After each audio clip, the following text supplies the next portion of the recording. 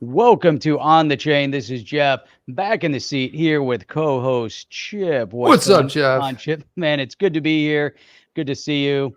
Man, tonight there's a lot of stuff to cover. I think we say that every night, but man, tonight Schwartz's big prediction.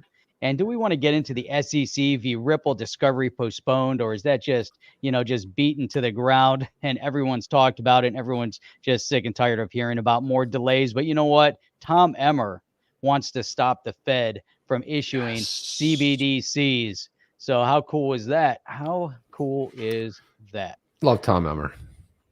He's awesome. Let's go. Let's do it. Welcome to On the Chain. Hey, Chip, what is going on? I figured I'd throw this out here first and foremost, because while you were streaming live yesterday, I was busy trying to parse the space-time continuum and go back about 13 years into the past to go seek out the man behind the Bitcoin.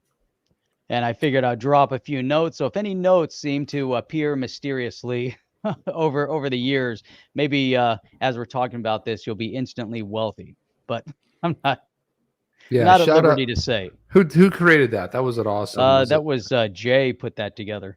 Jay Hoddle put that together, and what amazing work that is! My God, dude, it's so cool. You know, Jay Hoddle. You got the green and red bars going on over here. Man, it's just like Bitcoin. Put this together, nice. It's a pro, man. Awesome, man. Absolute pro. That's outstanding. It's really cool. So, man, people are just flocking in here. Bring them all in, Jeff. Bring them in. You guys. I knew you guys were time traveling. Damn straight we were. We actually record from the future. No doubt, Jeff. So let's start off with a little bit of comedy here. This is kind of good right here. So somebody posted this. If this is ETH 1.0, right? So there it is in the bottom. Then as you travel up here, Jeff, it's about right. You will notice that you get up there to ETH 2.0, and there's Vitalik chilling on a hammock, right? Check out that cool AC he's got in there on the outside. Like, I don't know if someone lives here, big spray painted Ethereum logo on the side, you know, a bunch of other logos on the side. But this is just fantastic, man. It's like ETH 1.0, and there's 2.0 just dangling over the edge, and that is just incredible right there, man. That's got that cool satellite something to behold, and that's General Hoddle put that out at General HO. What's that? I was to say, put that back up again. Zoom in. Got the Uniswap in the dish. Oh, that's clever. Yeah, it's all hooked up. It's got some, jury rigged electrical going in there, and there's Vitalik chilling out on the. It's just great. Look at that. I don't know how you get up there. I guess it's just a ladder. I don't know what that is, Jeff, but whoever did that was just fantastic. Yeah, it's awesome, and you can probably find that in OpenSea for about 20 ETH with about 100 ETH in gas fees. Well, speaking of OpenSea, Jeff, there's another good one I want to bring up here if I can find it in time. So this one was another fantastic one. You know, people are always coming up with new ideas for NFTs. And of course, we always think of stuff like, what would you put on an NFT? And this particular one right here, this is original Johnny Crypto. And this is it right here. You got to have to kind of see it to believe it, but it's Gensler's hot ass hat. Oh, God. His head is on someone's, behind right there, keister. Oh, God. And he's just looking for something simple pricing wise, 3 ETH, roughly around $10,137. But there it is right there. That's Gensler's ass hat right there. Everyone's got a couple of 3 ETH sitting around doing nothing. So yeah, why not? Just dump it on this NFT. Beautiful, right? Taking up some space, collecting a little bit of ETH dust. Yeah, why not? Just sitting here chilling. And then while we're on the subject and having a little bit of fun here, this one was another. We're getting to David Schwartz later, but this one was pretty good. This one was David Schwartz. He said, retweet if you think Brad Garlinghouse should get an XRP tattoo to match his Ripple tattoo, and then parentheses, he put, "Please don't fire me, Brad." You know, I like that. It's like, please don't fire me. Do you think he should get Now one? the question, does he really have a Ripple tattoo? And if he does, where would this Ripple tattoo be? Well, nobody really knows if he does or not. But then somebody had said, "What is he?" Oh, so XRP, of course, XRP, the Standard Productions, said yes on the other cheek. That's awesome. Oh, they're good. Attack are Titan, good. maybe equals yes over no plus no over yes. You know, there's always that. That's great. You should be getting a XRP, tattoo the saying standard. XRP, yeah, or at least a tooth like that. A tooth tat like mine. Apparently, Michelle XRP 1776 has a nice. I promise it's worth it. There you go, right there. there. You go. There's the XRP tattoo. Looks like fresh ink too. It's nice and crisp. It does You can look see it's a little darker than the brand new. Black Swan over there. Brand Well, the symbol's new. upside down. How embarrassing. That's good. It's facing him, not you. Stop being so selfish.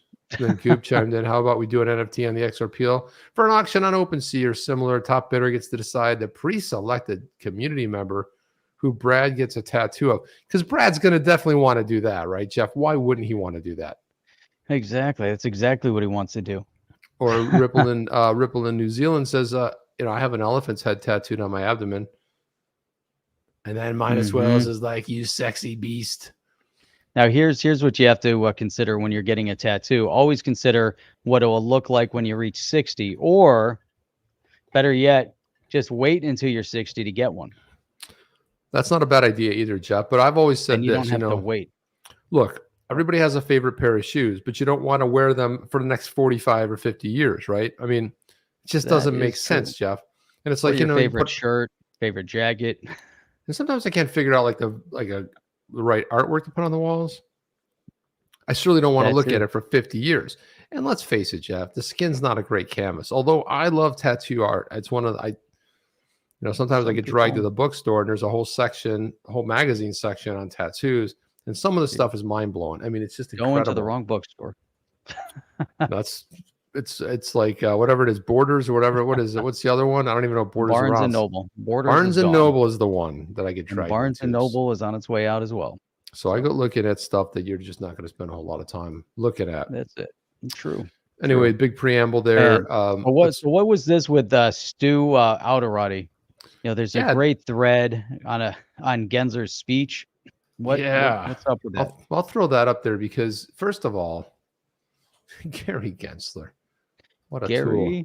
Gary the G-Man Gensler. He's a Daddy G to you. Oh, wait a minute. Man, Perky comes in. What's Schwartz's prediction? Man, we're not going to give it away right away. Come on, man. I'm not going to get right. I mean, come on, dude. Come on, man. Right to the prediction. Come on, man. Come on, man. Come on, man.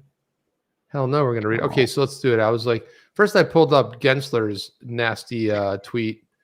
Because so I think I think to make sense, you got to put Gensler's tweet up there because otherwise, Alderatis won't make any sense. Did Daddy G make any more sense than Fauci? No, he never does. He's really getting out of his mind, right, Jeff? And he's so full of himself.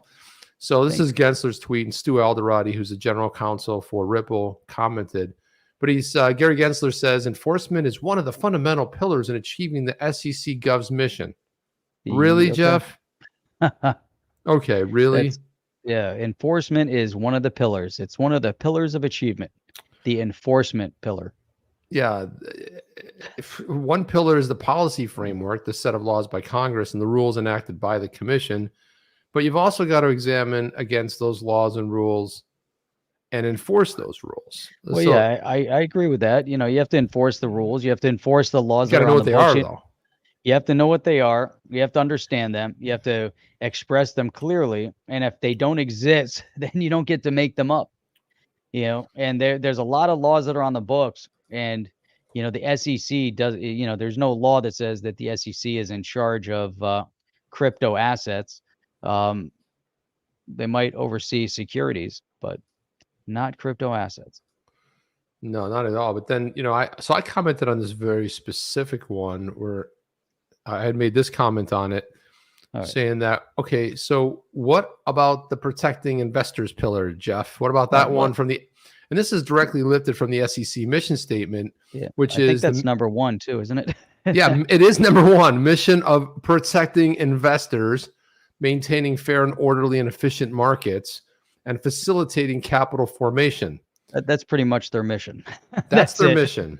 Okay, so that's the mission in its entirety. Yeah, and we can. So here it is right here. This is the SEC. What we do, here's their mission statement. For more than 85 years, since our founding at the height of the Great Depression, we've stayed true to our mission, protecting investors, maintaining fair, orderly, and efficient markets, and facilitating. I don't see anything about the enforcement pillar being in there, Jeff. No, keep scrolling down. Maybe it's in there somewhere. Keep digging. There's nothing about the enforcement pillar. There's nothing. Look at that. No pillars of enforcement. What do you know? Right. What do you know? But he definitely skipped over this whole idea that I like that, the protecting the investors pillar of the SEC. And that's the whole idea. And I think he's completely lost sight of what he is supposed to do over there. But again, you know what? Mission. He's following,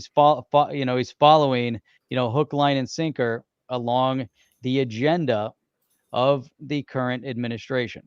So there's no distinction in terms of his desire to enforce the way he is and forget about the people. We're hearing a lot of that. If you just turn on the news over the past couple days, you're hearing a lot of that lately. And, you might be, but anyhow, Jeff, it's just. Mo Funkin said Gary has MIT tattooed on the inside of his eyelid, so he doesn't forget.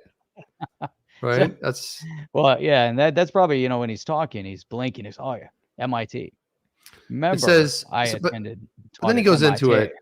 But you got to also examine against those laws and rules and enforce those rules. Gensler goes on to say, imagine now, Jeff, this is the best one of all. Okay. I'll tell you what Gary Gensler is really bad at. First of all, he's bad at being the chair. And the second thing he's horrible at are analogies.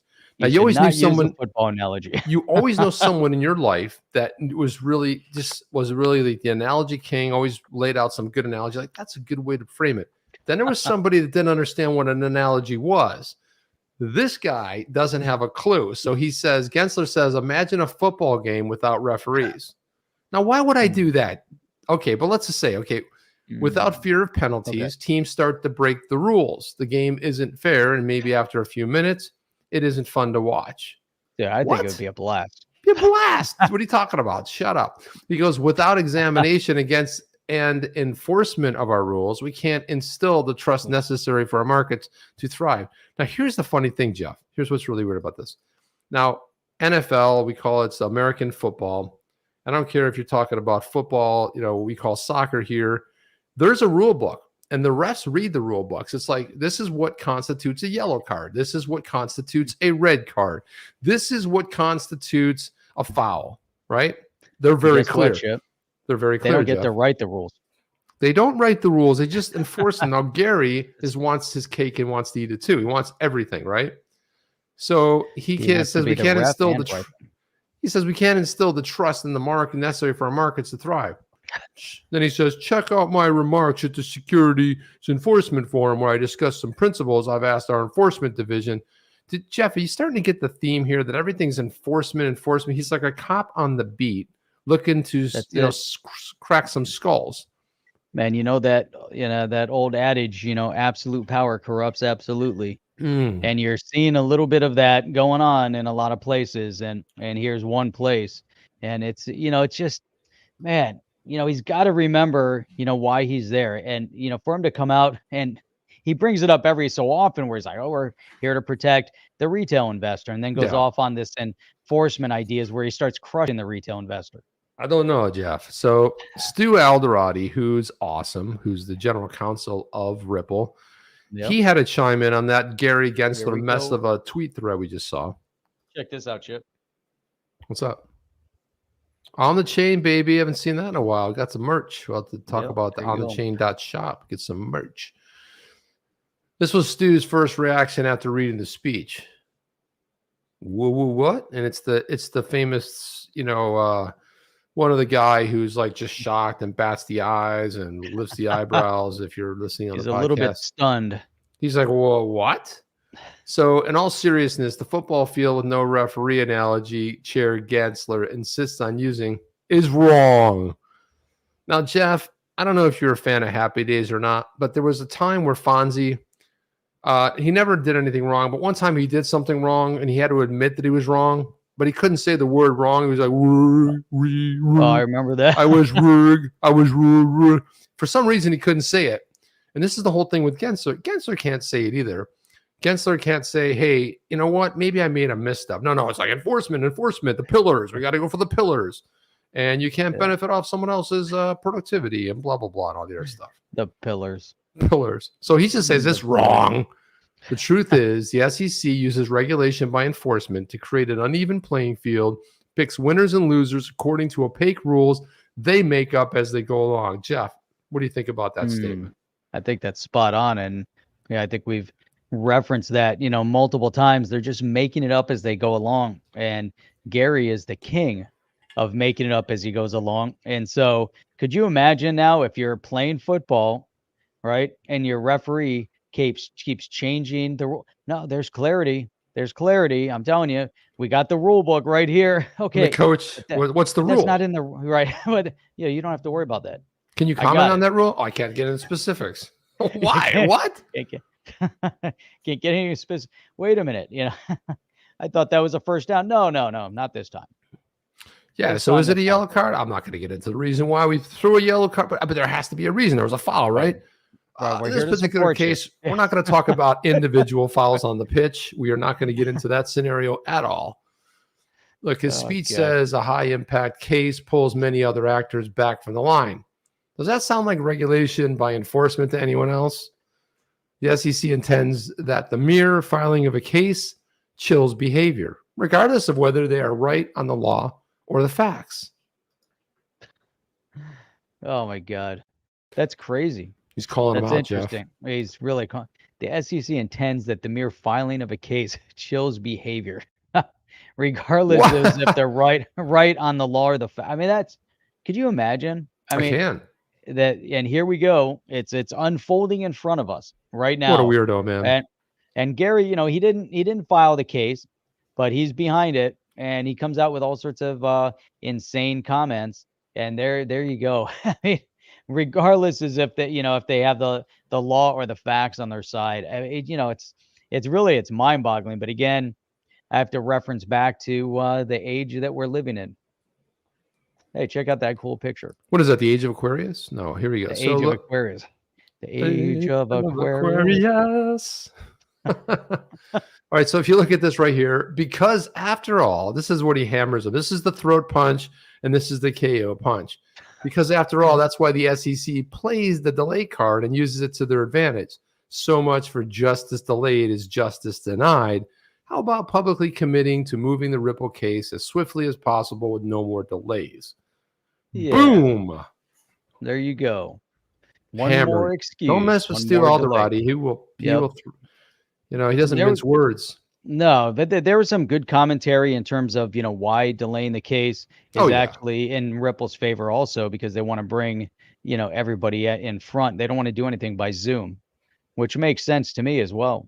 It doesn't have the same, emotional appeal when you're in person. That whole Zoom trial thing doesn't really bode too well. There's no connection. It's not good. Much better in person. Yeah, I almost feel like it always has to be in person, but with this whole COVID thing, it's like nothing can be in person anymore, Jeff. I don't know why, because when you went to Detroit, the last time you were up there, what was it, a couple months ago, whatever. Yep. Were they still, is it like down here, or are they still doing their thing? No, you know what? So yesterday went out to dinner. It's fine. The other day I went into Whole Foods, and every single person in there had a mask on. I was a little taken aback. I thought, I was like, oh, maybe they implemented something, but no, went out to dinner. Everything was normal. Went out to dinner the day before that. Everything was normal. Went into the coffee shop last night in Rochester, and it was packed.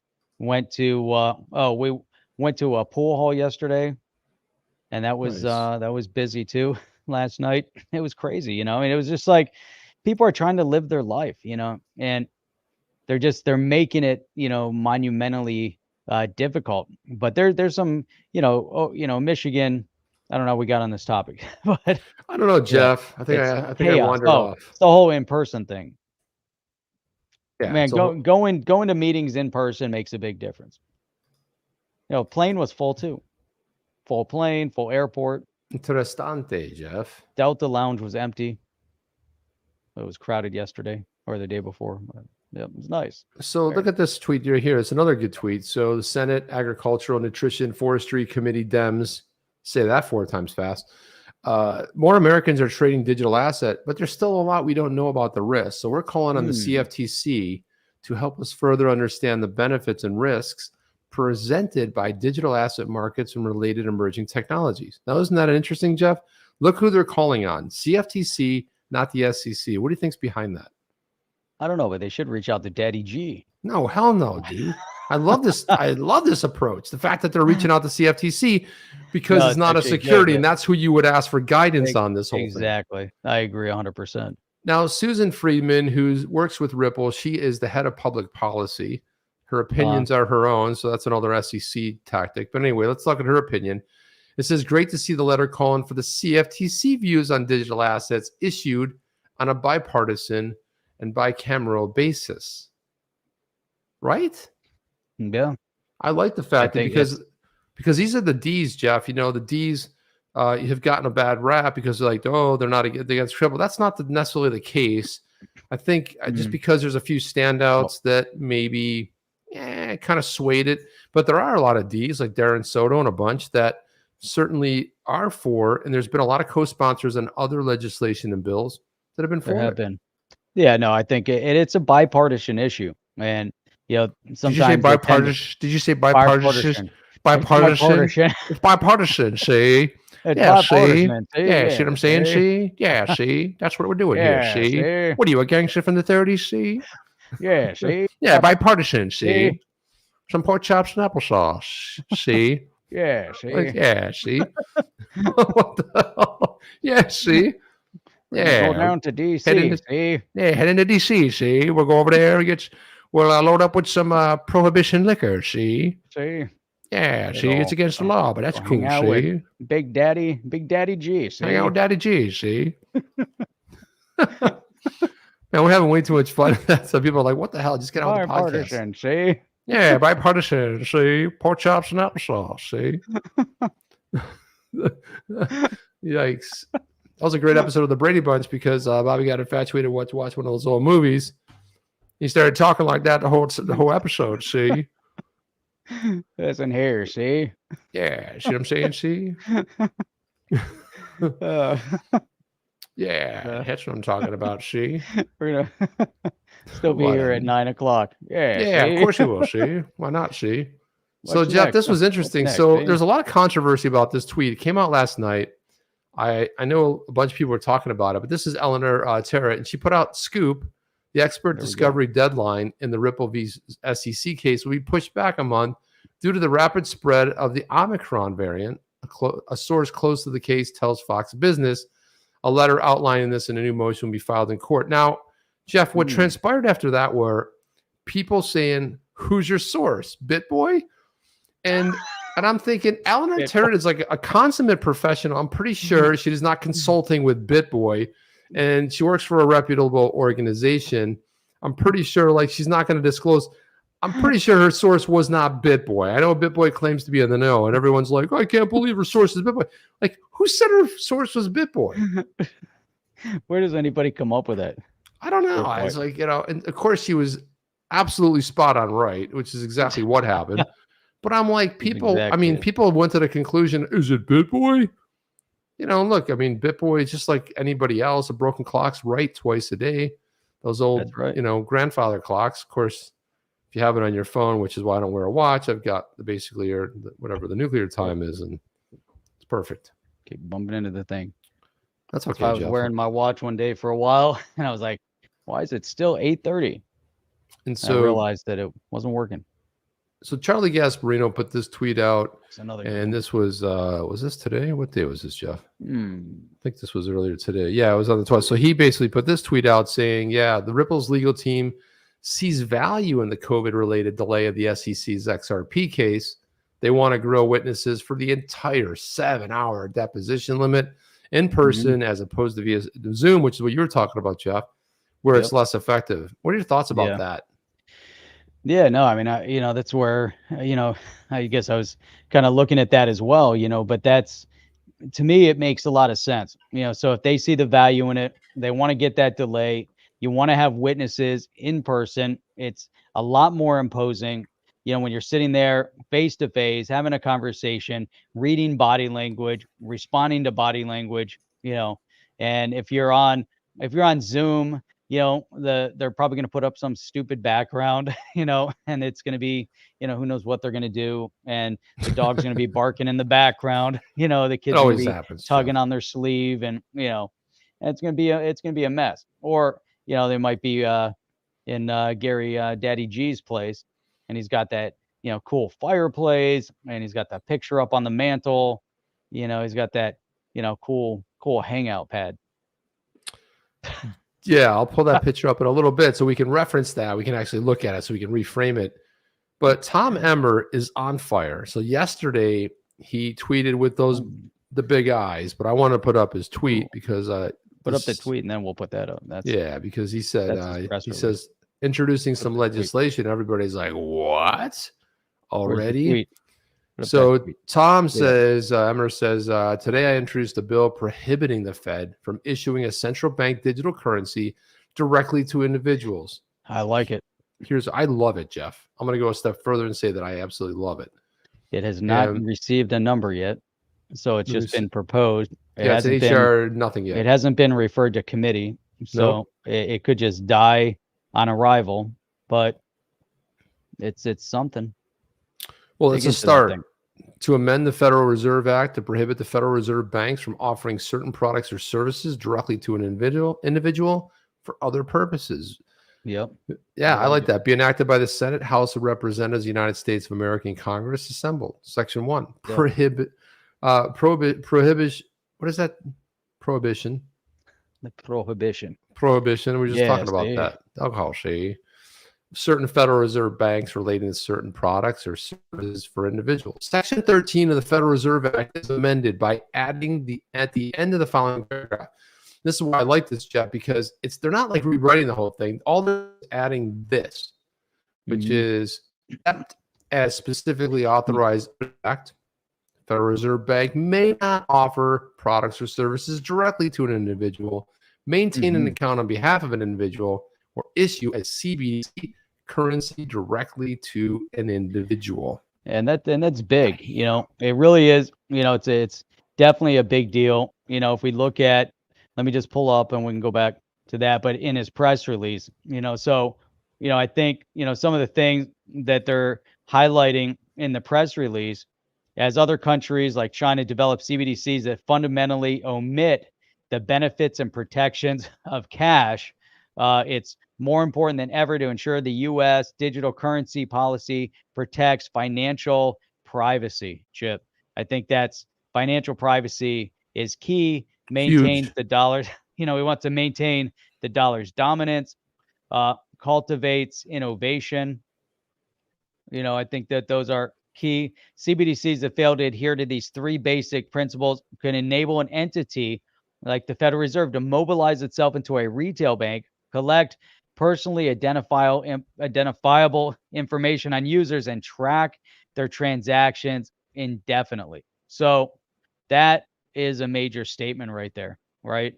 So not only would this CBDC model centralize American financial information, leaving it vulnerable to attack, but it could also be used as a surveillance tool that Americans should never tolerate from their own government. So this is coming directly from Congressman Tom Emmer. And if you guys haven't seen our interview with Congressman Tom Emmer, you can go to the website, go to onthechain.io interviews, and scroll down, and you can type it in, go into the search, type in Tom Emmer, and boom, you'll find the interview we did with Tom Emmer. He's outstanding, Chip.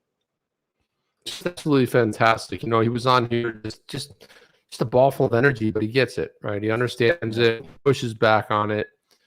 Actually, he was on another podcast the other day, and again, just was crushing, getting into talk about what drives his the whole idea about the decentralization and how he ties it back to freedom. It's just Yep. Yeah. It's interesting. You there? Do we lose you? lose who? You froze up. I'm right here, man. Oh, Been here the whole time. We'll call it a comeback. I've been here for at least 20 minutes. you've been here for years. Been here for years. No, I can say that too.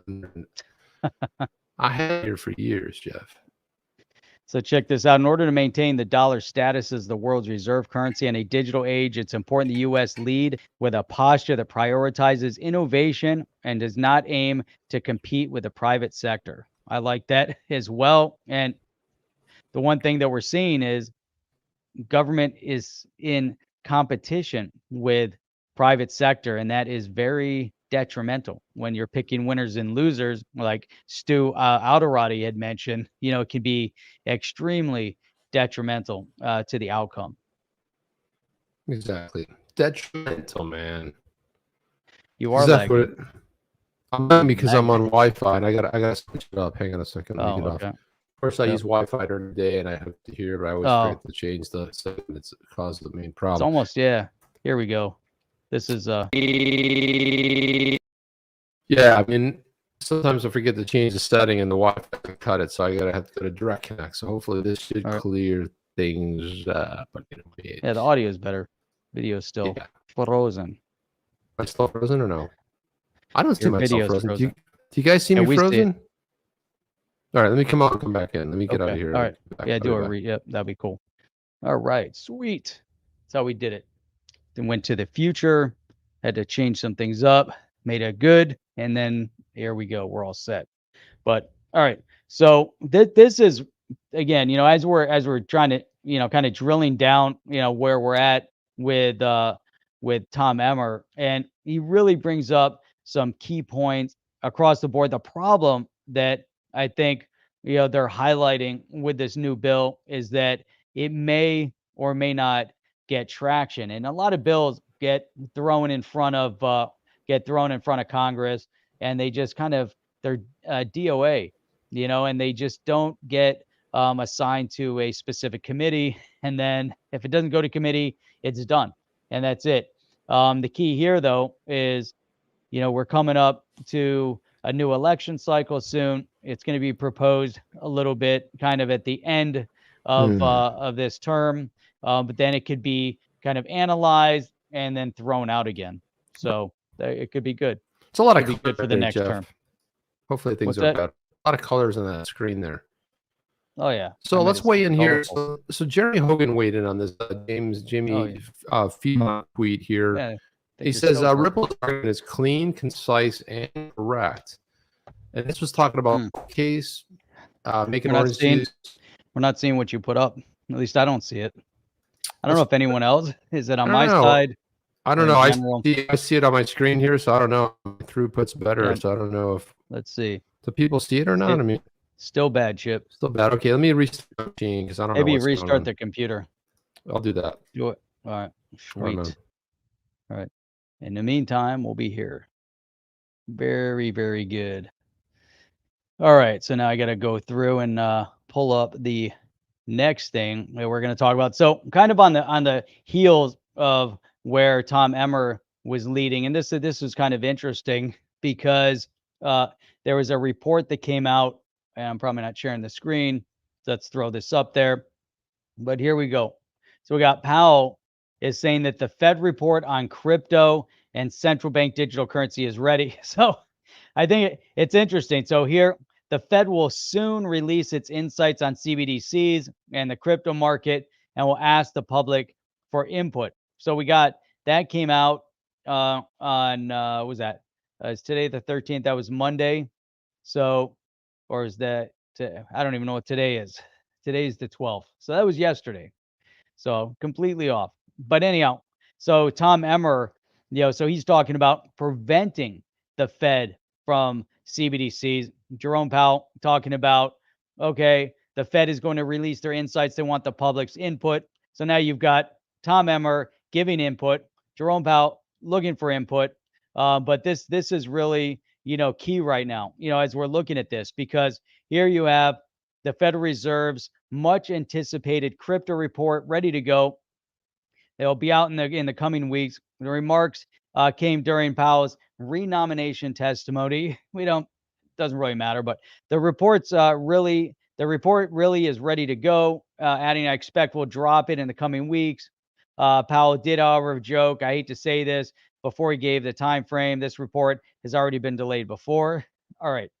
So here's what we have to then focus in on. The report is likely to focus on CBDCs, or the central bank digital currencies, which Powell has said the Fed is looking into ever since China launched the digital yuan. So now is the Fed looking at how the market could then be manipulated potentially, like the digital yuan has that potential, or are they going to look at it like Tom Emmer is saying and say, hey, you know what, the Fed, they should not have direct release of CBDC to the public, to retail. And so here we're going to see what the Fed's report looks like. So here, Powell has frequently chimed in on CBDCs. In November, he first told Congress the Fed was researching CBDCs for business and household use. So there you go. So now you see how the inside of politics is orchestrating, how it's working. You've got, the Fed coming out and wanting to do one thing, and then you've got Congress on the other side. You've got, at least one congressional representative that is opposing what Jerome Powell and the Fed is potentially trying to promote. So, Chip, you look good in there. You look like you're live and moving around. So let's see here. So we kind of go through. We have a tradition, blah, blah, blah. Anyhow, so it's going to be interesting. Commercial paper are short-term overnight obligations.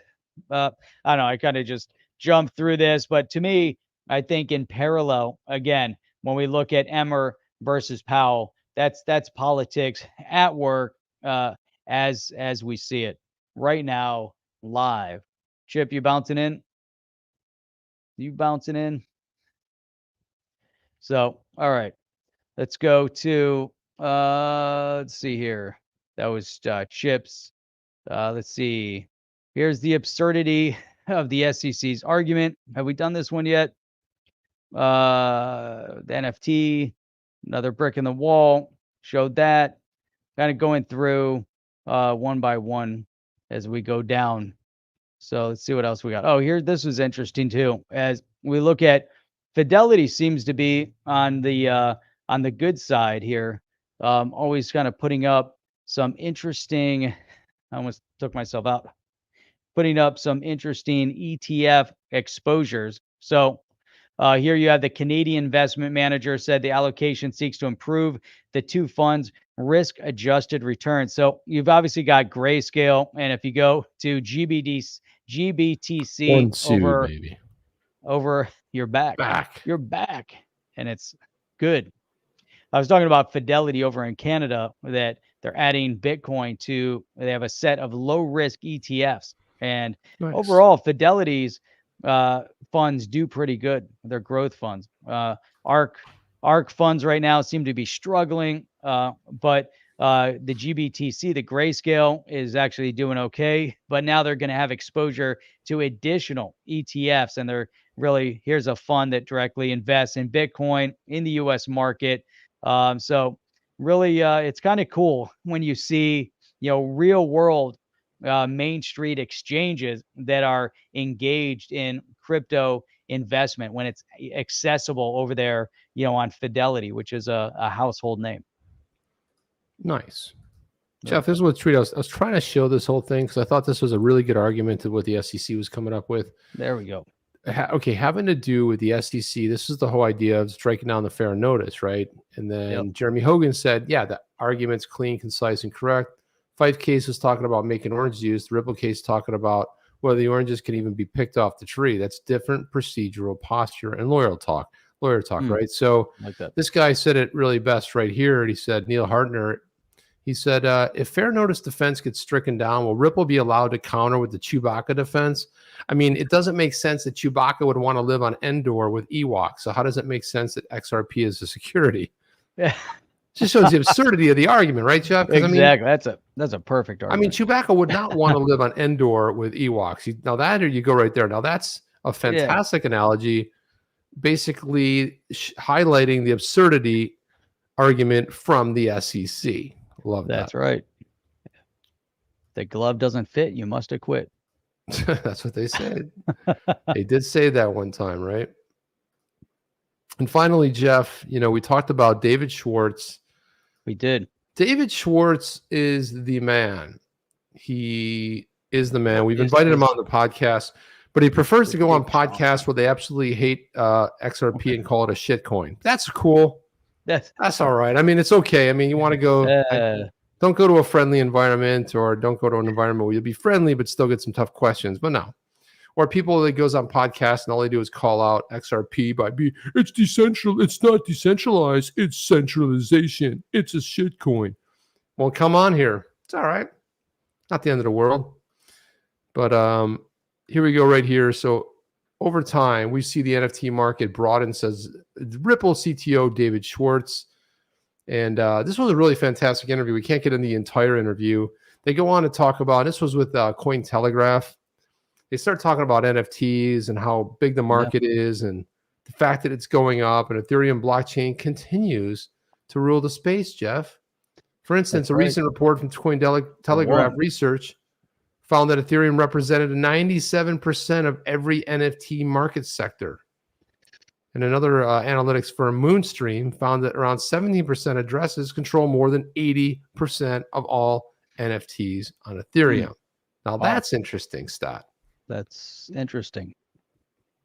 For example, talks about payments firm Ripple recently announced an investment in the NFT marketplace Mintable, which allows the platform to integrate with the XRP ledger to enable creators and securely and efficiently sell their NFTs. In addition, in September this year, Ripple launched a $250 million creators fund to foster innovation and tokenization, specifically focused on NFTs. He goes on to say, so they asked him a question. Says, David, first off, what did you discuss in your talk at NFT NYC? He says it was mostly around carbon neutral NFTs with the XRP ledger, solving the energy consumption problem. Obviously, we're not going to solve problems in the blockchain space, but at least we can do is not make it a lot worse. Then he was asked, well, Ripple recently proposed a standard that will let people more seamlessly create NFTs on the XRP ledger. Can you discuss this? He says, well, yeah, we were a little late to the party, but not too late. If NFTs are successful, then we're all still early. We initially started to look at how people wanted to use NFTs and realized that a lot of challenges people were facing were due to the technology being very primitive. And this is true, Jeff, because for the average person who's an artist and can do things, it's a little bit more difficult for them to participate in this. And not easy. Not easy. So he said every company wanting to get into the space needed a tremendous amount of specific expertise, which is not a good way to grow. So building that tooling is what we've been focused on. Also, sometimes money is the obstacle. Interesting. Definitely the obstacle when you have high gas fees. Miserable gas fees. They said. Then they asked, well, you'd mentioned that the XRP ledger is energy efficient. Can you explain that? Because in the proof of work, like Bitcoin, Ethereum, they consume energy because they're specifically designed to create artificial scarcity. You want artificial scarcity if you're trying to profit from something, then it has to be scarce. You also need artificial scarcity for something to be valuable. And you need to convince customers that the scarcity is not artificial. That's an interesting argument right there. Mm-hmm. Proof of work creates artificial scarcity by using something scarce, which is energy. When energy is purely used to create artificial scarcity it drives up cost. The only reason you'd want to do this if you're getting a cut of the money. Only the people getting those fees are promoting that technology. Now, that's a really good argument, Jeff. And we've talked about this. Yeah, you don't like paying gas fees, but if you're on the other side of collecting the gas fees, then it's tremendous, right? Love collecting gas fees. Collecting the gas fees. Collecting the gas fees, not a problem. Let's charge more fees, higher fees.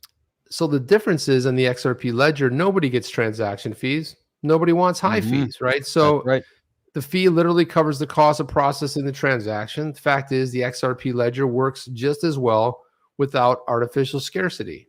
Nice.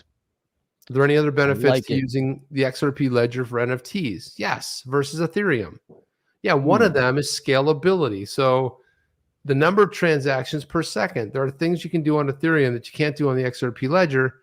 That's why a lot of DeFi work today is happening on Ethereum. You can do almost anything that you can envision, like loans, TradeFi, mortgages, staking. We also have a decentralized exchange, and you can issue new tokens. Payments are cheap and fast. That's interesting. Yeah, it's really interesting. I think that, and that's one of the things that, it hasn't been really, highlighted enough, within the dev community, with the XRPL is the decentralized exchange that is baked in, into the XRPL, and it would be nice to see more development along those lines. And it took a while, to come out and actually for them to talk about it. It was the very first decentralized exchange, 2014, 2015, somewhere. Payments are cheap, fast. Some extent, it's like fundamental engineering trade-off. You want to do everything. You can't be good at anything. It's that whole jack of all trades argument. XRP Ledger has a list of things it does really well. If one of those things are what you need, that's great. But if it's not what you need, then you move on to something more general. Part of Ethereum's low transaction speed and cost is due to the fact that you can build more flexible technology on the blockchain. Most people who build on XRPL are doing complex things for technical reasons.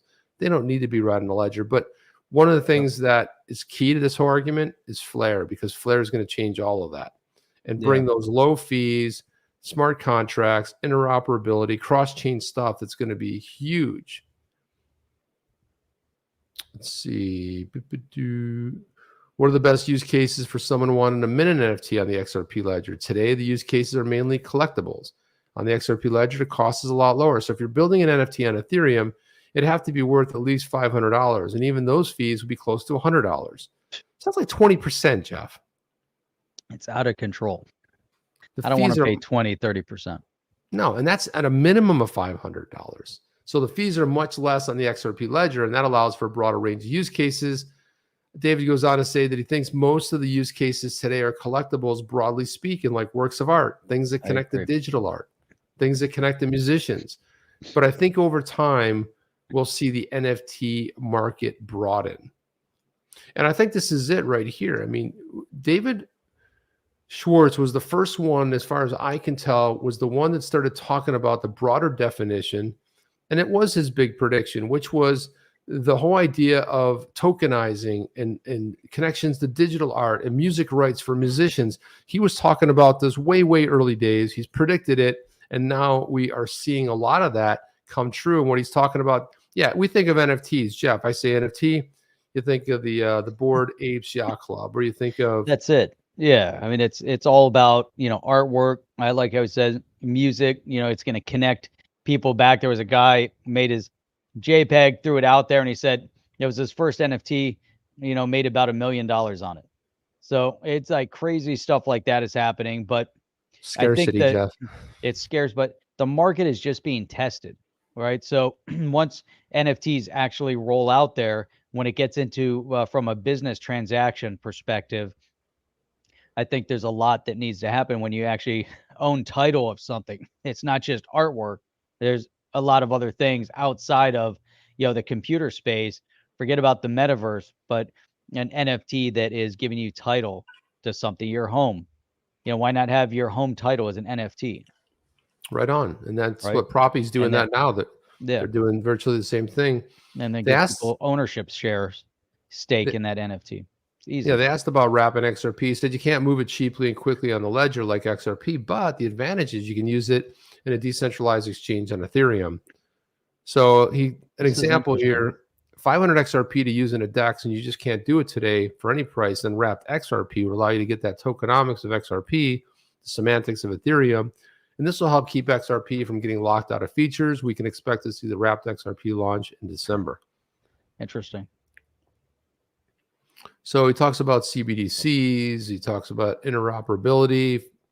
I like the federated sidechains. We've talked about that before, but I really like that. Well, and this whole thing with Here's a point, though. When he talks about interoperability, I think this is so spot on. He says another feature is interoperability. For instance, the U.S. couldn't build a system because Saudi Arabia wouldn't use it. But if Saudi Arabia built a system and the U.S. built a system, then there has to be a standard for interoperability. Otherwise, banks in the U.S. wouldn't be able to settle euros with banks in Europe. Again, making the whole use case for the reason, for obviously RippleNet, XRP, the whole interoperability of the XRPL. Another thing we're working on is the federated sidechains, which you mentioned, Jeff, that allow you to move freely between blockchains. Wrapped XRP is an example of it, since it allows XRP to move between the XRP ledger and Ethereum. But these are point solutions to specific problems. So that's key. I like it. Hey, I just want to, Jay says, thanks for the shout out, guys. I got to time travel myself and start watching the show from the beginning. Right on, Jay. It was a really good work, Jay. man. Yeah, really good work. I love that.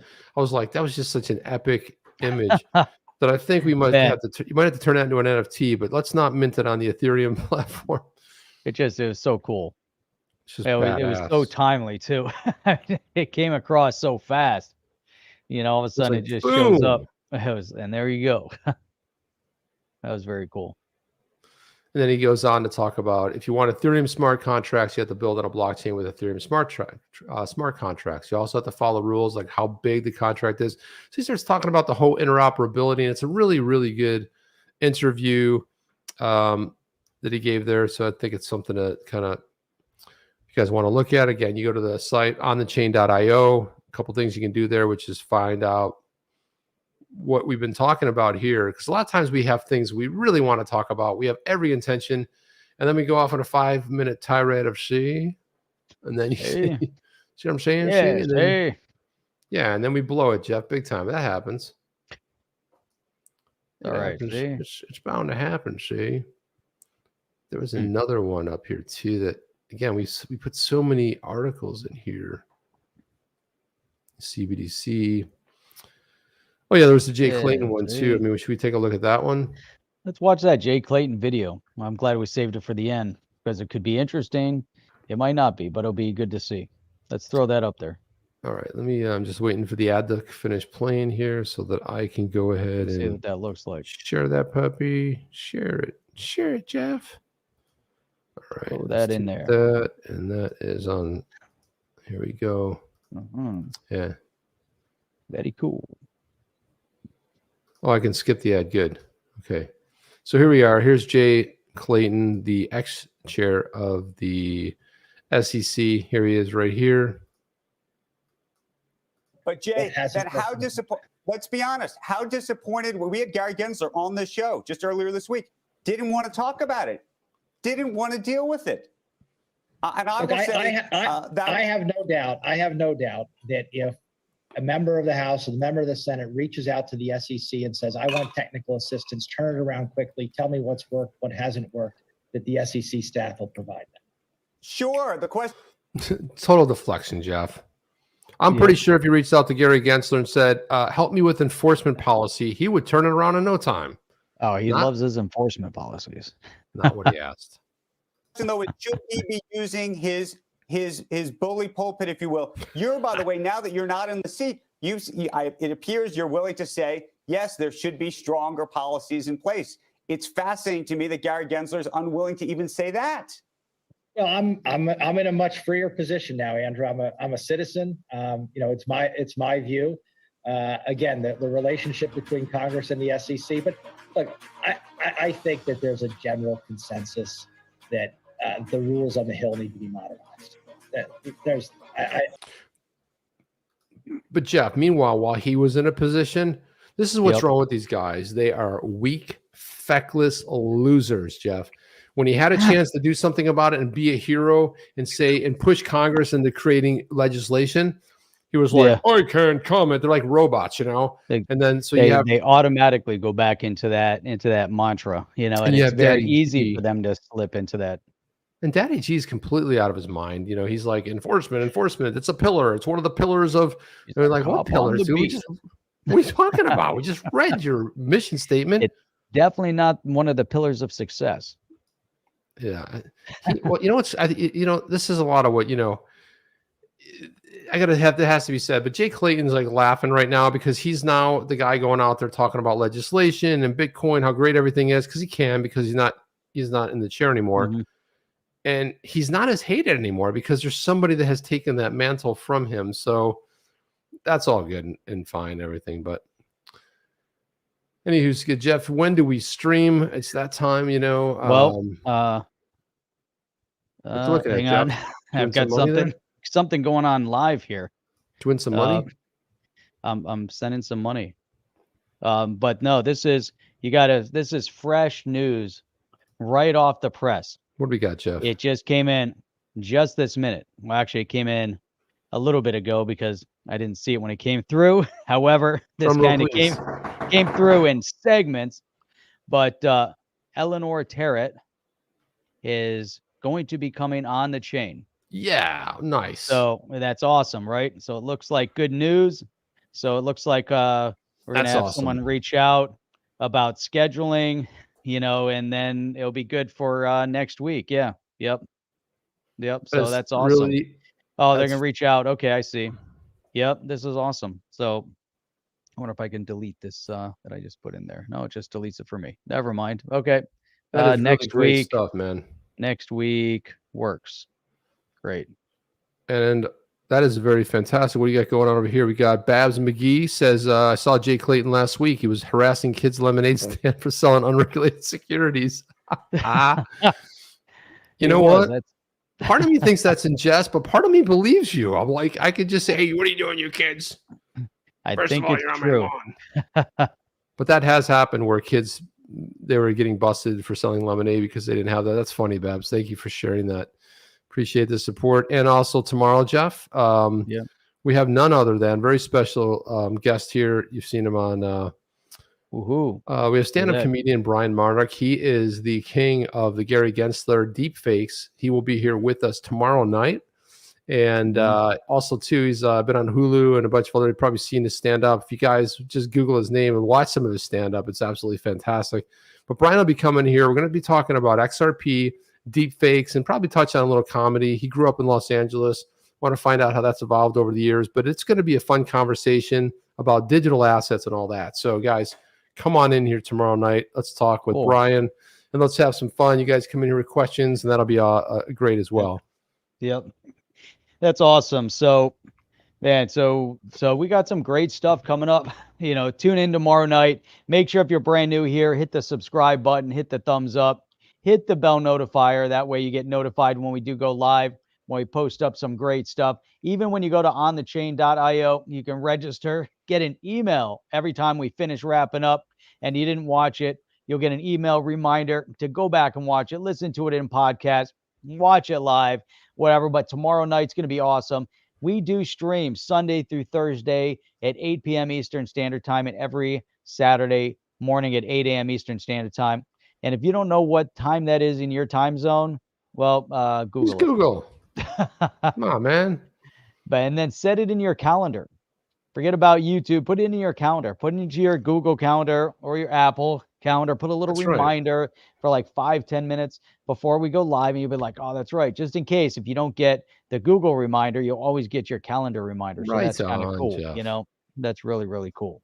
But with that shit, man, you know, this was great. It was great being back here. Good seeing you.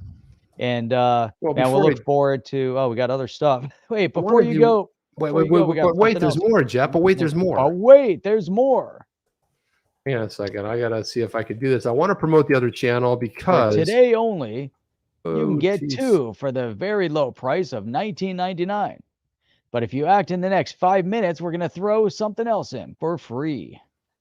That's right, Jeff. So what I want to talk about is the fact that we have another channel, guys, and we're getting a couple hundred viewers on there, but we only have 7,000 subs. So I think what would be super helpful here would be to check out the other channel. What we've been doing, it's going to be renamed to On the Chain Shorts, because we're going to take bits of this channel here. We'll take something from a segment or two, 8 to 12 minutes long. That way, if you miss the show or you want just a fast take, you'll get part of the show. You get part of that, and that will be over there on what this is going to become. So go ahead and subscribe to it. I did drop that link in the chat. It's also down in the comments, but go ahead and do that. As you can see, we have a little ways to go. We only have almost 7,500 subs, but let's get that number up to 8,000 soon, 10,000, and this is going to be going on. But we're going to need some plays and views, and you guys just spread the word, because 7,000 is kind of low on that side. But let's get this channel working. That's all I have, Jeff.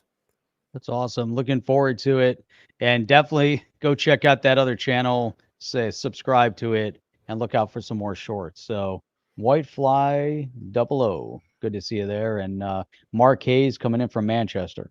And go check out. I don't know if they put a link in there, but Berserker is streaming live next. You can go check him out as well. So he's really cool. Let's do it, guys. Well, guys, we'll take care. Come back for Brian Monarch tomorrow night. And Jeff and Chip out. We'll see you guys on the next one. Are you down with OTC? Please like, subscribe, and click the bell to be notified when the next video drops.